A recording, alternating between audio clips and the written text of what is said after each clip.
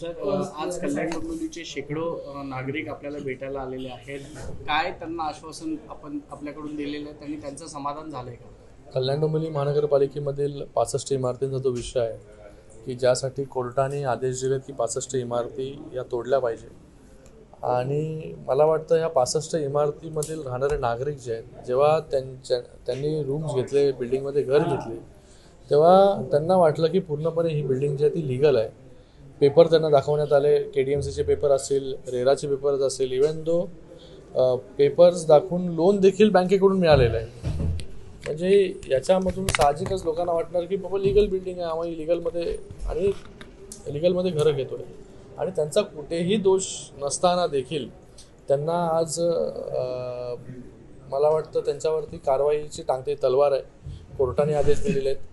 यासाठी आम्ही वकिलांची मदत घेतो आहे, त्यांना एक टीम देतो आहे. त्याचबरोबर UD डिपार्टमेंटमधून कशाप्रकारे त्यांना मदत करता येईल, त्यांना सेफगार्ड करता येईल.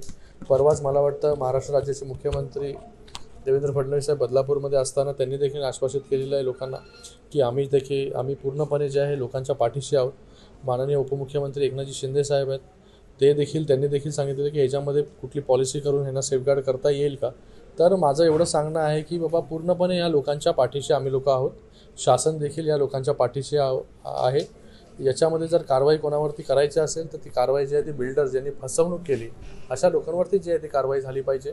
तर आमची बाजू जी आहे या लोकांची बाजू कोर्टामध्ये पुन्हा कशाप्रकारे मांडता येईल आणि कशाप्रकारे यांना दिलासा देता येईल, रिलीफ देता येईल, याच्यासाठी आमचे प्रयत्न जे आहेत ते पूर्णपणे सुरू आहेत. बिल्डरवर कारवाई करण्यासाठी काही तपास यंत्रणांना आदेश आपल्याकडून गेले? बघा, ह्याच्यावरती आता शासनाच्या माध्यमाने मला वाटतं याच्यामध्ये कमिटी करून काहीतरी ठोस तोडगा हा कशाप्रकारे निघेल याच्यावरती पहिलं तर आता प्रायोरिटी हे आहे की बाबा या लोकांना बेघर होता कामा नये.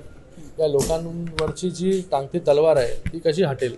या लोकांना कशाप्रकारे ज्यांनी समजून घेतलं की बाबा मी लिगल घरामध्ये चाललो आहे, कोणी लोन घेतलं, कोणी मंगळसूत्र विकून घेतलं, कोणी दुसऱ्याकडून पैसे उसने घेऊन घेतलं, जमिनी विकल्या लोकांनी. तर मला वाटतं याच्यामध्ये लोकांना दोष जो आहे तो कुठेच नाही आहे, लोकांचा दोष कुठेच नाही आहे. तर अशा लोकांच्या मागे जे आहे पूर्णपणे आम्ही लोक उभे आहोत. आज हे सगळे लोक मला भेटण्यासाठी आलेले आहेत. मी शिंदे साहेबांशी देखील या विषयामध्ये बोललेलो आहे. याच्या अगोदर देखील असे प्रसंग कल्याण डोंबिवलीमध्ये आले होते, जिथे लोकांना आम्ही मदत केली, लोकांना सहकार्य केलं. कल्याण डोंबिवली महानगरपालिकेचा टॅक्सचा विषय असेल, 500 कोटीपेक्षा जास्त टॅक्स हा माफ केला आपण 27 गावांचा. 27 त्याचबरोबर क्लस्टरसारखी योजना ही देखील त्यासाठीच आणली की धोकादायक इमारती ज्या आहेत आणि त्याचबरोबर इलिगल इमारती ज्या आहेत यांना कसं प्रोटेक्शन देता येईल, त्याचं कसं रिडेव्हलपमेंट करता येईल, त्याच्यासाठी आपण क्लस्टर पॉलिसी आणली. नवीन UDCPR आणला. उल्हासनगरसाठी एका शहरासाठी जनरल UDCPR पुरत नव्हता, रिडेव्हलपमेंट होत नव्हती. मग उल्हासनगरसारख्या शहरासाठी वेगळा UDCPR बनवण्याचं काम, त्याच्यावरती 1 वर्ष अभ्यास केला आणि त्याच्यानंतर नवीन UDCPR बनवलं, जेणेकरून उल्हासनगरच्या डिलॅप्टेड इमारती ज्या आहेत धोकादायक ह्या देखील रिडेव्हलपमेंटला जातील. तर असे अनेक निर्णय, BSVPC प्रकल्पामध्ये अडकलेली लोकांची घरं असतील ही देखील देण्याचा निर्णय जो आहे, तिथे देखील टॅक्स माफ करण्याचं काम, तिथे देखील लोकांचे पैसे माफ करण्याचं काम. त्याचबरोबर ह्याच्या अगोदर म्हाडाचा विषय झाला होता माझ्याच मतदारसंघामध्ये, त्यांना 2 इन्स्टॉलमेंट माफ करण्याचं काम हे देखील सरकारने केलेलंच आहे. तर सरकार सर्वोपरी लोकांच्या पाठीशी आहे. मी एवढं सगळ्या गोष्टी सांगण्याचा तात्पर्य एवढंच आहे की याच्या अगोदर देखील असेच प्रसंग आलेले आहेत. त्या प्रसंगामधून आम्ही वाट काढलेली आहे. या प्रसंगामधून देखील कशाप्रकारे वाट काढता येईल याची पूर्णपणे प्रयत्न आणि पूर्णपणे ताकदीनिशी यांच्या पाठीशी उभं राहण्याचं काम शासन आणि आम्ही लोकप्रतिनिधी म्हणून करणार आहोत. विषय सेन्सिटिव्ह असताना काही लोक याचं राजकारण करण्याचा प्रयत्न करतात. मला वाटतं याच्यामध्ये कोणीही राजकारण करू नये. लोकांच्या घरांचा विषय आहे. लोक जे आहे घराचं स्वप्न पाहत असतात. अनेक वर्ष लोक घराचं स्वप्न पाहतात की आपल्याला घर एका दिवशी म्हणजे आपल्या आयुष्यामध्ये कधीतरी आपलं स्वतःचं घर जे आहे ते झालं पाहिजे. मला सगळ्यांना विनंती आहे की कोणीही याच्यामध्ये राजकारण करू नये. पूर्णपणे सरकार जे आहे हे लोकांच्या पाठीशी आहे. आम्ही लोकप्रतिनिधी लोकांच्या पाठीशी आहोत. याच्यामध्ये सगळ्यांनी मिळून एकत्र काम करण्याची गरज आहे, जेणेकरून या सगळ्या लोकांना जो आहे तो आपण न्याय देऊ शकतो. दुसरी एक महत्त्वाची गोष्ट म्हणजे आज दिवसभरातली सर्वात मोठी बातमी म्हणजे एकनाथ शिंदे साहेबांना धमकीचे ईमेल्स आलेले आहेत पोलिसांकडे, गाडीने उडवण्याची धमकी देण्यात आलेली आहे.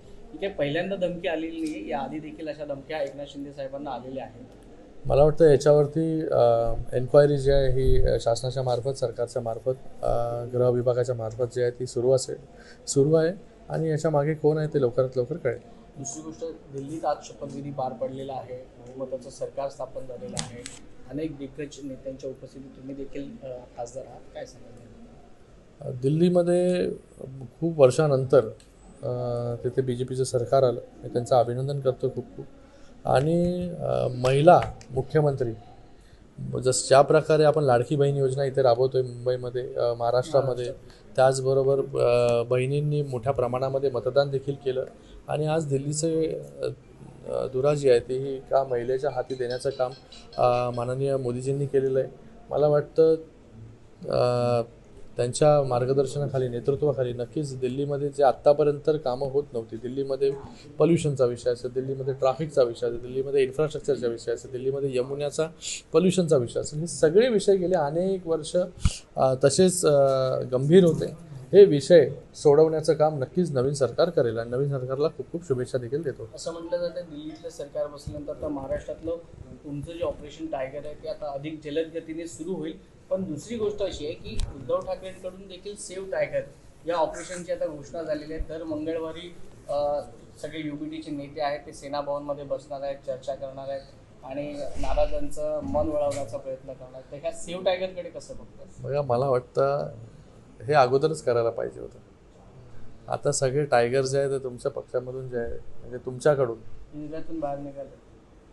त्यांनी प्रयत्न केला होता, पण मला वाटतं सगळे लोक जे आहेत आज माननीय मुख्यमंत्री एकनाथजी शिंदे साहेबांच्या नेतृत्वाखाली काम करत आहेत, त्यांना जोडले जात आहेत, रोज नवीन नवीन पक्षप्रवेश होत आहेत. कारण की लोकांना विश्वास आहे की 2.5 वर्ष अगोदरचं सरकार हे 2.5 वर्ष नंतरचं सरकार